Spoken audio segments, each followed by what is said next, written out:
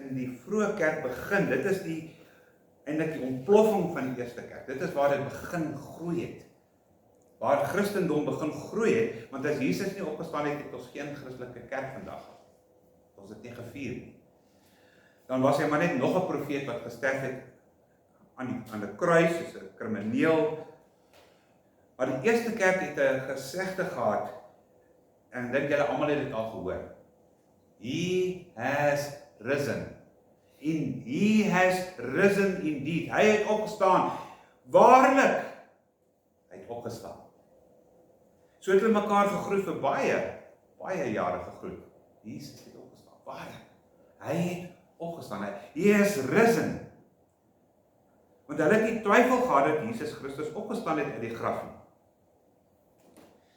Die eerste kerk in hulle geloof en die ontploffing van die kerk, hier in Petrus wat Markus gebruik om vir hom te skryf.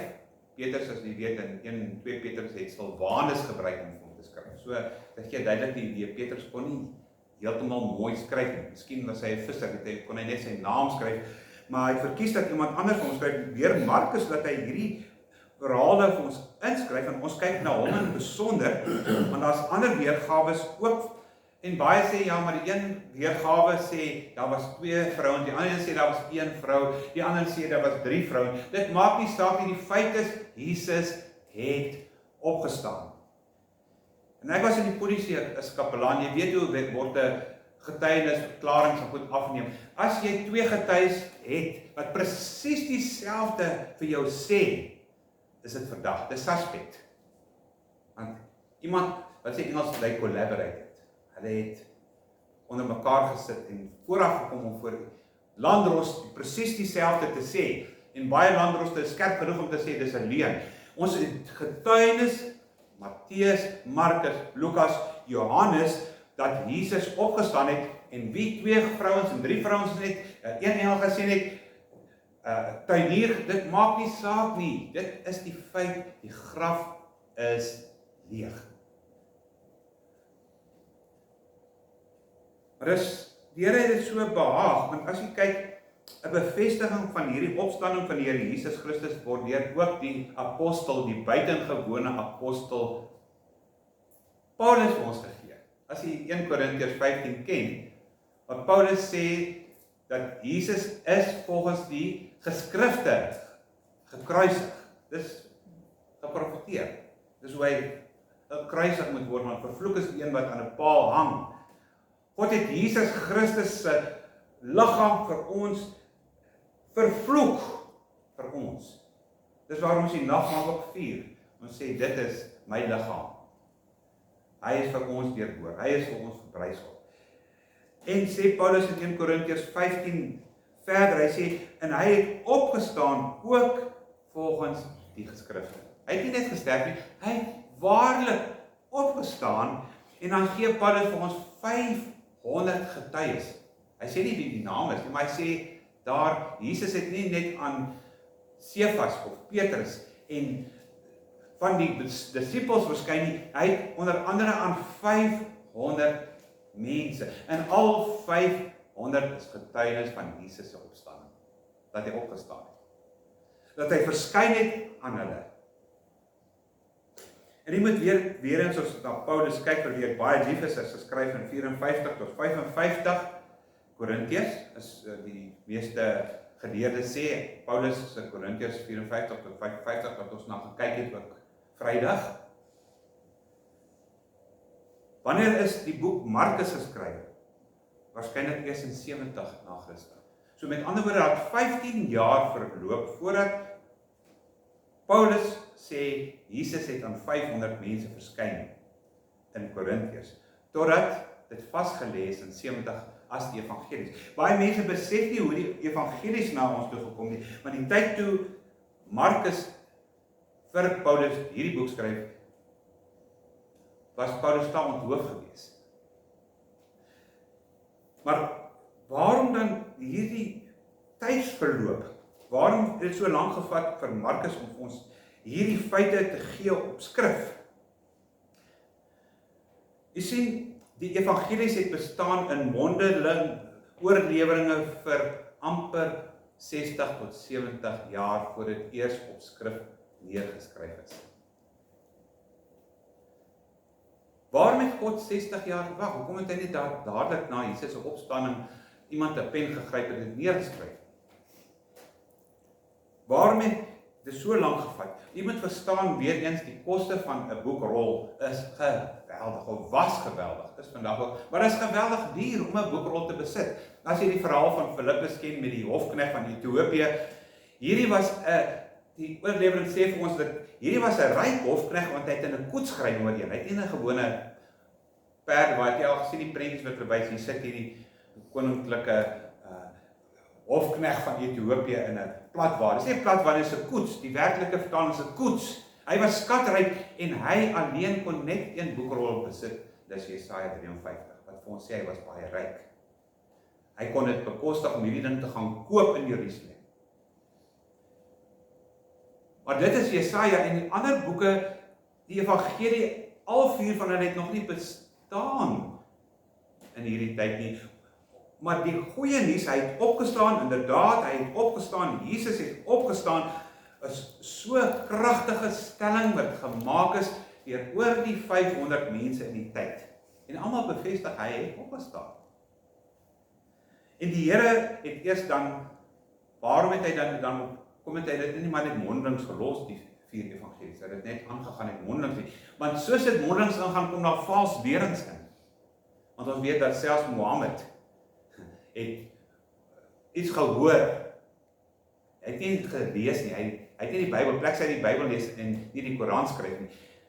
Moes hy terugkom na die feite toe, wat die 3 synoptiese evangelies vir ons vas lê in die skrywe, om daardie soos die boodskap mondelings loskarring tussen al die mense, moes hy dit weer terugbring en sê, kom ons maak dit vas, wat geskryf is. Want God gaan altyd oor wat geskryf is, maar hy het hierdie tyd van 50 tot 60 jaar gelos, dat hierdie goeie nuus versprei het, hierdie 500 getuies, plus volgens 1 Korintiërs 3 vers 15:3-7 was al reeds daar gewees. So die 500 getuies wat Paulus na verwys, moet ons dan, wat hulle sê, 'n logical assumption aanvaar dat hulle dit geglo het. Want niemand het Paulus tegengegaan en sê, Paulus, nee, dit is nie waar wat jy sê nie. Almal kon opstaan en sê, Paulus, dit is 'n dwaling wat jy nou verkondig. Jesus het nie regtig opgestaan nie. Hy is nog in die graf. Hy het nie regtig gesterf nie. Maar die boodskap het dieselfde gebly mondelings, dat Jesus, die Seun van God, opgestaan het. As jy kyk na Markus 16 vers 1, na die Sabbat verby was, wanneer was dit? Sondag, die opstanding Sondag. Dis waarom ons by mekaar kom op Sondag, want dis die dag waarop die Here opgestaan het. Ons kom nie op Saterdag by mekaar, ons kom op Sondag by mekaar. Want hierdie 2 Maria's en een Salome gaan na die graf toe op die eerste dag van die week. Hulle kon nie op die Sabbat, op hulle die Joodse Sabbat op die Saterdag gaan nie, want dit was nie reg volgens die Ou Testamentiese wet, en hulle kan nie op 'n Sabbat enigiets doen nie. En u ken die verhaal dat Josef van Arimatea, dit is oor hom uitspreek, nie Arimatea nie, Arimatea, hy was beslis nie arm gewees nie, want hy het sy eie graf gehad, en ons vind hom, hy het na Pilatus wat Jesus laat kruisig het, gegaan om te vra vir Jesus se korps, vir Jesus se liggaam. Hy moes toestemming kry. Hoekom? Jy sien volgens die Romeine, as hulle jou gekruisig het, was jy krimineel, en dan kon die Romeine met jou liggaam doen wat hulle wil. En die meeste van die tyd is jy buitekant die stad gegooi, sodat die honde en ander goed jou liggaam geëet. Dit is hoe hulle gewerk. Dis nie wat die Romeine gedink het van, veral van Joodse kriminele. Gooi buitekant die muur. Die natuur sal van hom ontslae raak. Hy sal vrot, want dit is sy verdiende loon.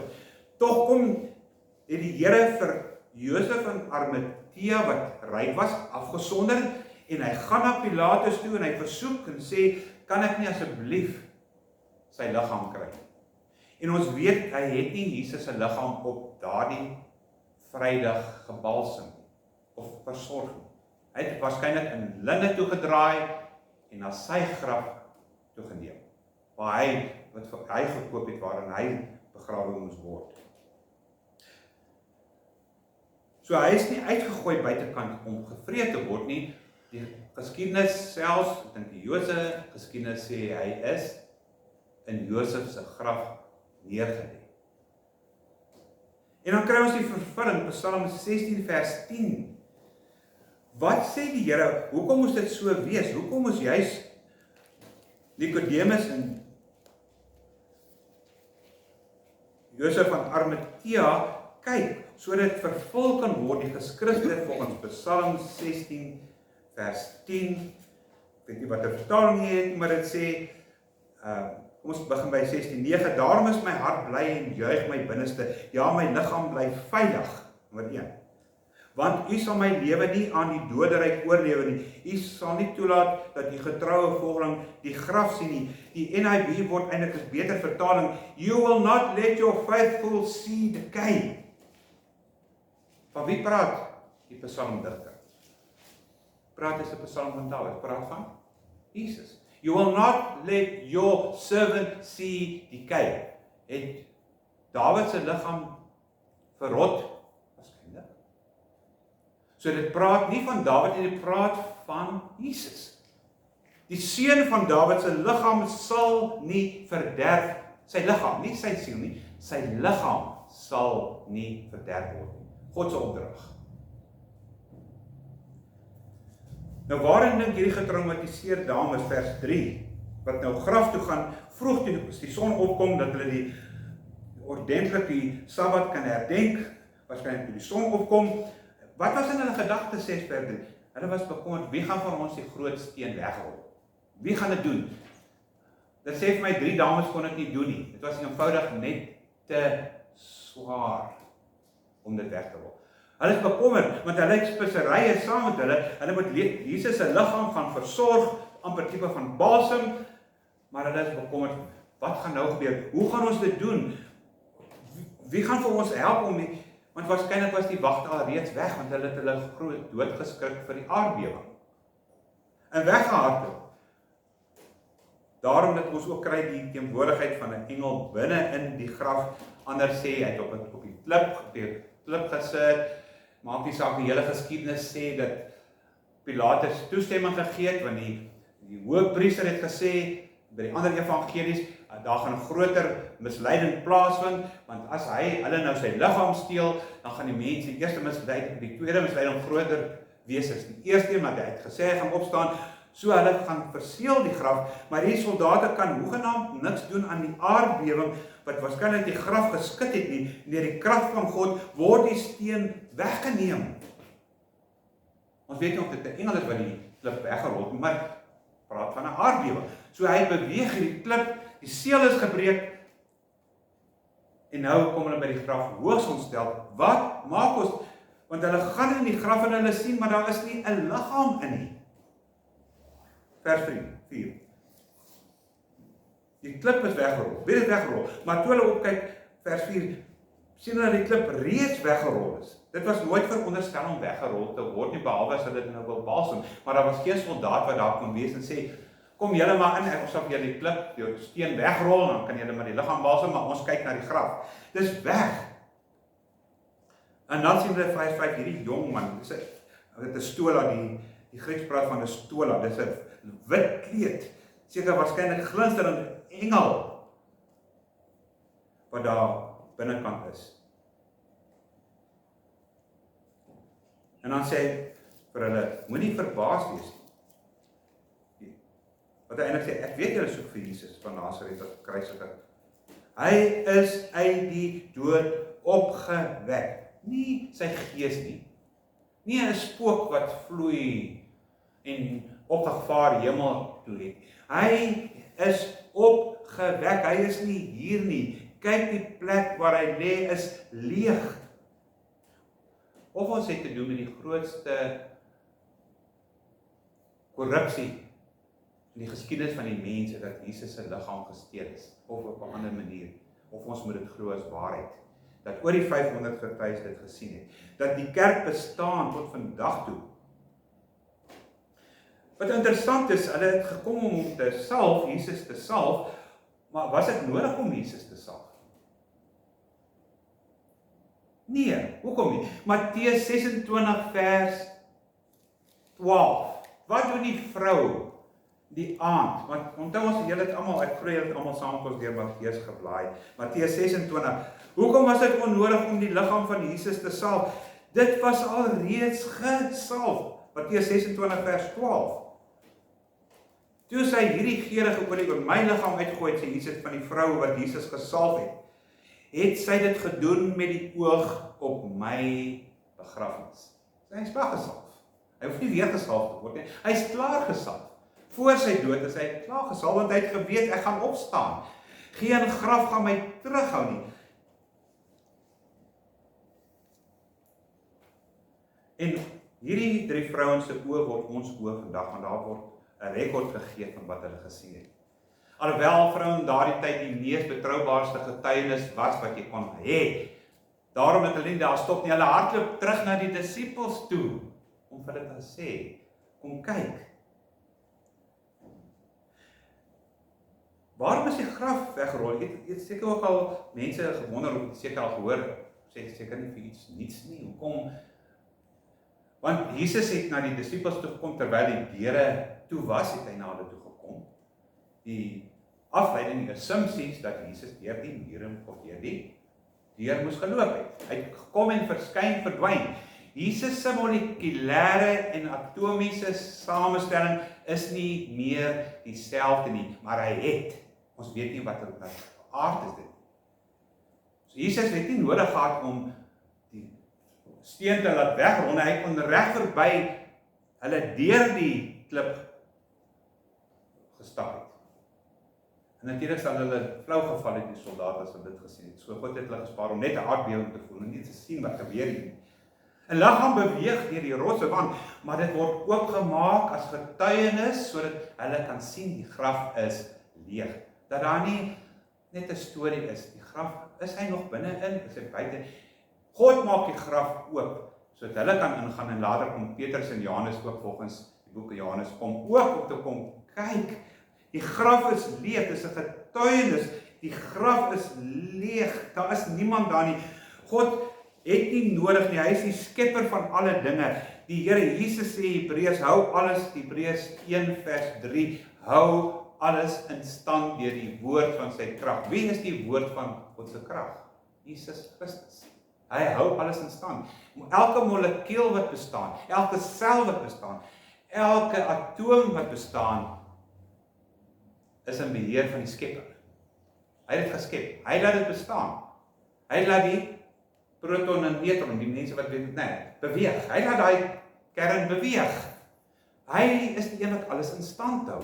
As jy 'n graan of 'n sandkorreltjie vat en jy ontleed hom, weet dat die Here is besig om hierdie sandkorreltjie in stand te hou deur die woord van sy krag. Daarom kan hy beweeg na sy opstanding net waar hy wil, soos hy wil. Hy is nie meer onderhewig aan sy eie swaartekrag. Hy is nie meer onderhewig aan enige natuurwette nie, want ons bestudeer net die natuurwetenskap en ons sien ons dit werk so, maar hy het dit so bepaal, dit so moet wees. Hy die outeur van die lewe wat Petrus later sê, julle het die outeur, sê hy vir die Jode, die outeur van die lewe gekruisig. Wie is die outeur van die lewe? Deur God die Vader, Jesus Christus die outeur. Hy het opgestaan, die graf is leeg, hy is nie daar in die vers 4, bevestig, nie net bevestig die graf van die getuienis van die lesers in Markus, maar ook vir ons vandag dat hy inderdaad opgestaan het in vers 6. Hoekom is julle verbaas, vra die engel? Jy sien, die vreemdste van alle dinge, ons weet dat die Here Jesus Christus het gesê, voor hy gekruisig is, ek het mag om my lewe af te lê. Niemand vat my lewe van my, ek het mag om dit af te lê. Maar ek het ook mag om dit op te neem. Hierdie opdrag kom van die Vader af. Die Vader sê aan die Seun, lê jou lewe af, neem jou lewe op. En dan doen hy dit, gehoorsaam aan die Vader, hy neem sy lewe weer op, hy staan op in die dood, deur die outeur van die lewe. En elke plek waar Jesus geprofeteer het, dat hy gaan sterf, kyk na Lukas 9 vers 22, ek gee dit as een voorbeeld, maar dit staan in al die evangelies staan dieselfde wat Jesus gesê het, en die mense, die disippels het dit vergeet, almal het dit vergeet wat Jesus gesê het. Jesus het nooit 'n stelling gemaak, en die ding wat uit konteks geneem word, Lukas 9 vers 22 sê hy, dat hy het dit geweet, Jesus het nie geskok nie, want het Jesus gesê, die seun van die mens moet baie ly deur die familiehoofde, leierpriesters en die skrifkenners, verwerp word, doodgemaak word. Dan lees hom net tot dan sê hulle amen. Wonderlik, hy is doodgemaak. Maar hy sê, en hy sal op die 3de dag, nie na 3, met baie sê na 3 dae, nee, en hy sê, dis op die 3de dag, Vrydag, Saterdag, Sondag, sal hy opstaan. Nie sy gees nie. Hy self sal opstaan, want geen graf kan hom terughou nie. Sy liggaam kan nie wegvrot nie. Die Romeine kon hom nie vat en hom oor die muur gooi, of buite die stad gooi, dat hy verteer word deur jakkalse en wilde honde nie. Sy liggaam het God gesê, sal nie korrupsie sien. God het dit gesê. Dit is daai een gesê, dat God said it, I believe it, it settles it. Dit is dit. Nou gaan ons verder na, wat gebeur? Die graf is leeg, hulle hardloop terug in Johannes 20 vers 2 tot 7, tel die storie verder op, want hulle gaan vertel nou vir die disippels glo waarskynlik nie Petrus en Johannes, hardloop resies in Johannes 20 vers 2 tot 7, om te sien wie kan eers by die graf wees, en Johannes is natuurlik die een wat bietjie vinniger hardloop as Petrus, of Petrus bietjie swaar was in gewig, dat hy nie so vinnig kon hardloop nie, maar hulle kom by die graf, en wat sien hulle daar? Hulle sien daar, opgerolde linne, en baie lees hierin, dis opgerol, dit lê, ek weet nie of jy die film sal gekyk het van Jesus op sy klere lê maar net daar in 'n bondel. Dit is nie hoe dit gebeur het nie. Dr. John Blanchard sê in die Grieks wat dit hier beteken, hulle het gesien dat die klere netjies gerangskik was. Die hoofkleed is opgevou, baie mense het gesê soos 'n servet, en wag op die ete van die lam se maal wat moet kom. Maar is netjies opgevou, vierkantig gesquare. Hy was in die weermag, baie van hulle was in die weermag, nee. As jy jou basies doen, en dit kom doen bedinspeksie, of dormitory inspeksie in die vloot in het gehad, jou bed moet so netjies wees, dit moet gesquare wees, nee, dit moet, jy stryk dit selfs, die hoeke van die bed, gestryk wees, nie net so pap lê, dit moet mooi vierkantig wees, netjies. Die idee word geskep, dit is netjies. Geplaas deur die Jesus. Hy het nie vinnig opgestaan en net verdwyn of sy liggaam is daar uitgesteek. Die mense wat 'n liggaam steel sal nie eers bekommerd wees om die kopdoek op te vou nie. Jy sal hom net so vat en hom wegvat. Nee, dit word deur die Here Jesus gedoen, want die woord wat hulle in Grieks gebruik is heiliso. Josef van Arimatheus se duur kleed was mooi opgevou, vierkantig neergesit. Ons kyk af, hoeveel moet ons nog vandag hoor om te glo dat Jesus het opgestaan? Of is ons so die skeptici, hulle noem dit 'n swoon-teorie. Jesus het nie regtig gesterf aan die kruis nie, hy is bewusteloos, al het hulle spies eers sy gesteek, water en bloed uitgekom, ontbinding het al klaar begin plaasvind van die liggaam, maar die mense wat sê so, en hy het flou geword, hy het in die grafkelder wat ijskoud was, het hy wakker geword uit sy bewusteloosheid en hy het opgestaan. So ek weet ook nie hoe het hy die klip dan weggerol om buitekant te kom. Die allerhande teorieë wat selfs die fariseërs gesê het, sê vir die soldate wat daar was, hulle het gesien dat terwyl hulle geslaap het hulle Jesus se liggaam wegvat. Regtig, as jy slaap sien jy dat hulle liggaam wegvat. So jy het erken teenoor Pilate jy het geslaap. En toe jy hulle besig is om te slaap, hulle sy liggaam. Wat 'n klomp stories. En die grootste getuienis is dit nie.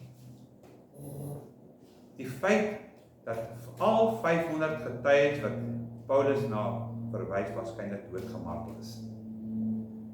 Ons weet dat al die disippels behalwe 2 is nie doodgemaak nie. Wie was dit? Judas.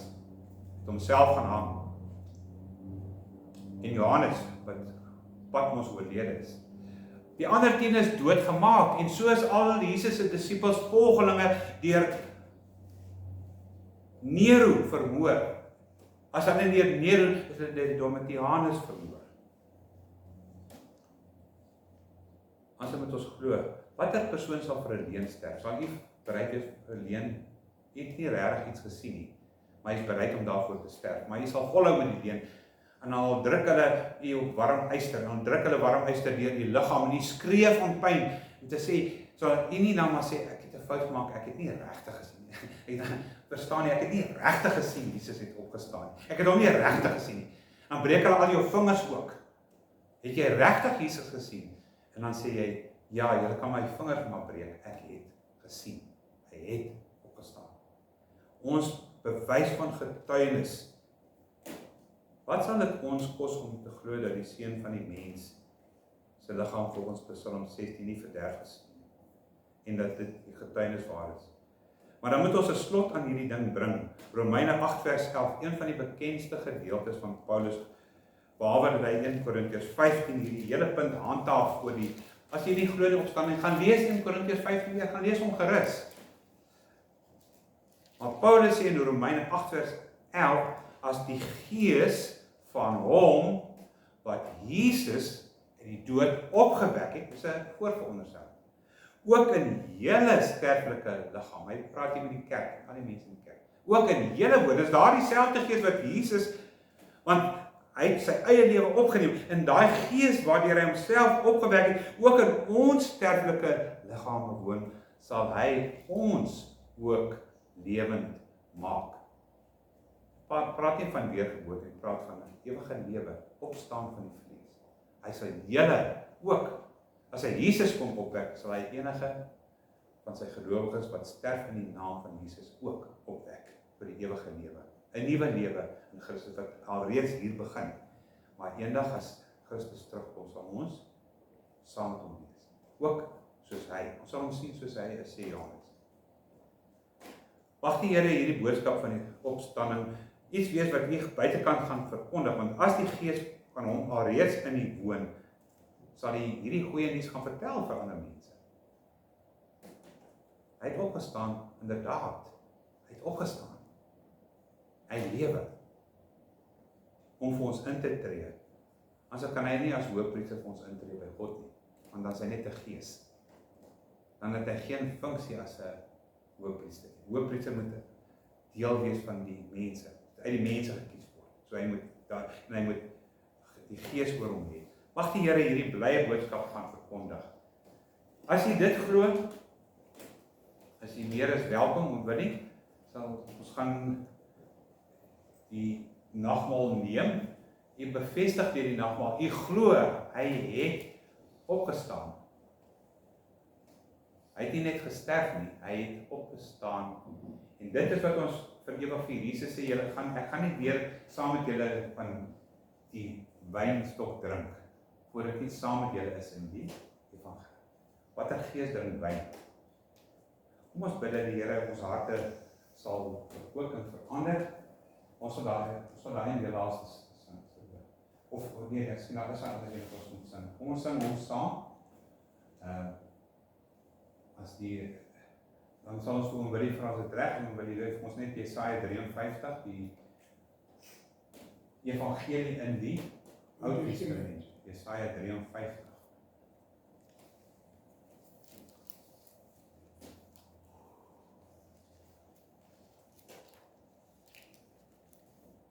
Dit is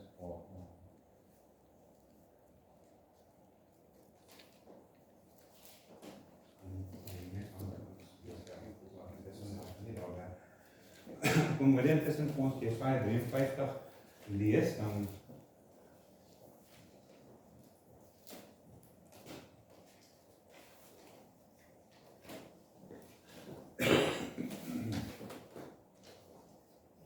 Jesaja 53 vers 1 af. Die profeet Jesaja het ongeveer 700 jaar voor Christus geleef. Dit is toe die voorspelling gemaak het, nee, wat tot die laaste letter vervul is. Wie het geglo wat aan ons verkondig is, en aan wie is die arm van die Here geopenbaar? Hy tog het soos 'n lood voor sy aangesig opgesprei, en soos 'n wortel uit droë grond. Hy het geen gestalte of heerlikheid gehad, dat ons hom sou aansien nie, en geen voorkoms, dat ons hom sou begeer nie. Hy was verag en deur die mense verlaat, 'n man van smarte en bekend met krankheid. Ja, soos een vir wie 'n mens sy gelaat verberg. Hy was verag en ons het hom nie geag nie. Nogtans het hy ons krankhede op hom geneem en ons smarte, die het hy gedra. Maar ons het hom gehou vir een wat geplaag, deur God geslaan en verdruk was. Maar hy is ter wille van ons oortredinge deurboor, ter wille van ons ongeregtighede is hy verbrysel. En die straf wat vir ons die vrede aanbring, was op hom. En deur sy wonde het daar vir ons genesing gekom. Ons almal het gedwaal soos skape. Ons het elkeen sy eie pad geloop. Maar die Here het die ongeregtigheid van ons almal op hom laat neerkom. Hy is mishandel, hoewel hy onderworpe was. En hy het sy mond nie oopgemaak nie, soos 'n lam wat na die slagplek gelei word, en soos 'n skaap wat stom is voor sy skeerders. Ja, hy het sy mond nie oopgemaak nie. Uit die druk en uit die straf gerig is hy weggeneem. En onder sy tydgenote, wie het daaroor gedink dat hy afgesny is uit die land van die lewendes? Terwille van die oortreding van my volk was die plaag op hom. En hulle het hom sy graf by die goddelose gegee. By 'n ryke was hy in sy dood, omdat hy geen onreg gedoen het en geen bedrog in sy mond gewees het nie. Maar dit het die Here behaag om hom te verbrysel. Hy het hom krank gemaak. As sy siel 'n skuldoffer aangebied het, sal hy 'n nakroos sien. Hy sal die dae verleng en die welbehaag van die Here sal deur sy hand voorspoedig wees. Weens die moeitevolle lyde van sy siel sal hy dit sien en versadig word.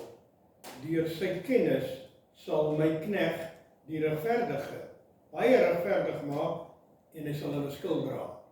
Daarom sal ek hom 'n deel gee onder die grootes, en met magtiges sal hy buit verdeel, omdat hy sy siel uitgestort het in die dood, en saam met die oortreders getel word, terwyl hy tog die sonde van baie gedra en vir die oortreders gebid het, tot sover. Baie dankie. Hoekom hou ons 'n nagmaal op Opstandingssondag? Wat het Jesus gedoen met die naasgangers? Hy het saam met hulle brood gebreek. Dis waarom ons doen nie dit op Vrydag nie. Ons doen dit ook op die Sondag. Erkenning hy het opgestaan. Al is hy gebreek, het hy opgestaan en hy lewe vir ewig. Lewe hy ook nou in ons harte. Dis 'n bewys dat hy reg opgestaan het. Hy lewe binne in ons. En ons is nou sy getuies. Dat die woord getuies in Grieks martyrio, martelaar. Kan nie getuies wees sodat jy nie 'n martelaar geword het. Dis die bevestiging dat hy gevrede is vir ons. Kom ons kan ons daai enetjie saam sing, so road for mine, dan kan Hendrik sal jy vir ons net bid vir die neem van die brood as deel van sy liggaam, as ons klaar die road for mine gesing.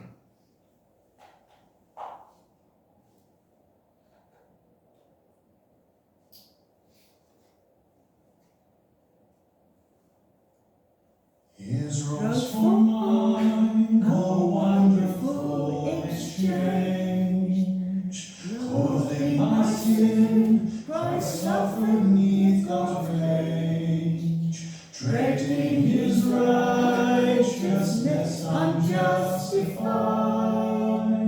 In Christ I live, for in my place he died. His rose for mine, what cause have I for dread? God's daunting law, Christ mastered in my stead. Faultless I stand, with righteous works not mine, saved by my Lord, by careless death and life.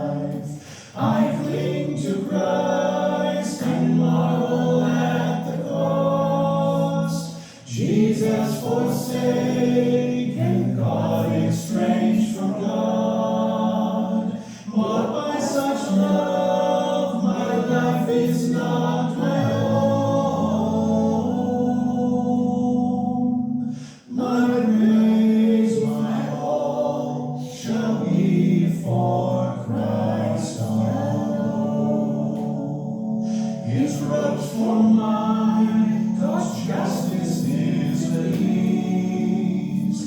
Jesus is crushed, and that's the Father's peace.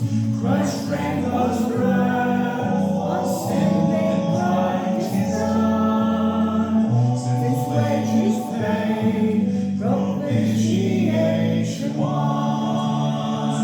I cling to Christ and marvel at the cost. Jesus forsaken, God estranged from God. Bought by such love, my life is not my own.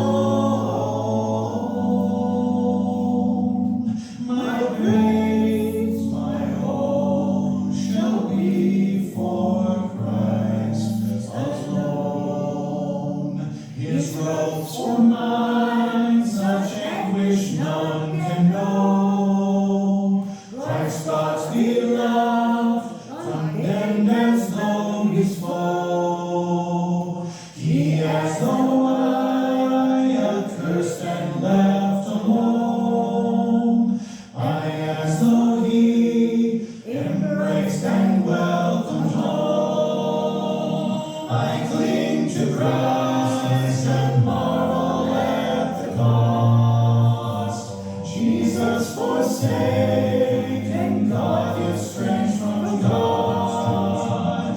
But by such love, my life is not my own.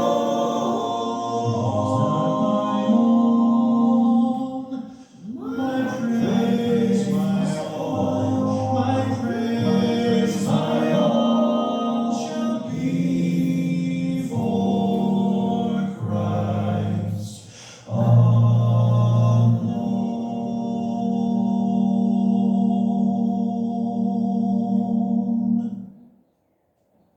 Hendrik sê vir ons die vra dat die Here die brood wil seën en terwyl hy bid, kyk na u eie lewe dat u op 'n waardige wyse deelneem. Ons weet dat die Here Jesus sê, Paulus sê in 1 Korintiërs 14, die nag wat Jesus braai is, het hy brood geneem en hy het gebreek. Daar's brood, jy moet asseblief self breek. Ek gaan dit nie vir u breek nie. U moet weet wat dit beteken om te breek. En dit is ons sonde wat hom gebreek het. Terwyl broer Hendrik vir ons bid, ek gaan net so 20 sekondes los. U praat met die Here en u lê alles waarom sodat u nie op 'n onwaardige wyse gebruik maak van sy liggaam. Kom ons bid. Dankie broer Hendrik. Ons Heilige Vader, dankie dat U vir ons in U alwysheid hierdie elemente gegee het, deur al die geslagte heen, dat die kinders dit kan gebruik. Met anders sou ons moes nou alles vergeet het. Maar U het gesorg dat daar hierdie herinnering is, wat ons moet terugdink aan daardie dag. En nie een van ons sal werklik die gruwsaamheid daarvan behoorlik kan begryp nie. Ons kan maar net dink hoe dit moet wees. En die lyding in die tuin, as jy geweet het wat behels die beker wat jy moet drink. Dankie daarvoor, dankie dat ons daar kan dink. En dan maar net die vraag vra. Hoe is dit dat ek regverdig voor U mag verskyn? Alles deur genade en deur die brood en deur die liggaam van ons Here Jesus wat gebreek is. Ook vir my. Dankie daarvoor, Vader. Seën die gebruik hiervan en mag dit ons versterk elkeen. En net opnuut weer 'n bewondering dat gee vir U. U Vader, Seun en Gees. Amen. Goed, nee, dis 'n bloed in die ene keer, 'n bloed in wat? So mense wat Bloed en intolerant. Die gewone rolletjies is gewone klein rolletjies met suurdeeg, die ander is glutenvry vir die mense wat nie kan gluten gebruik nie. Ja, Ja, ek weet jy. maar soos broer Henk sê, dit gaan nie regtig, klein bietjie gaan nie regtig iemand siek maak nie, maar dis vir veiligheid. Want nie mense moet. Maar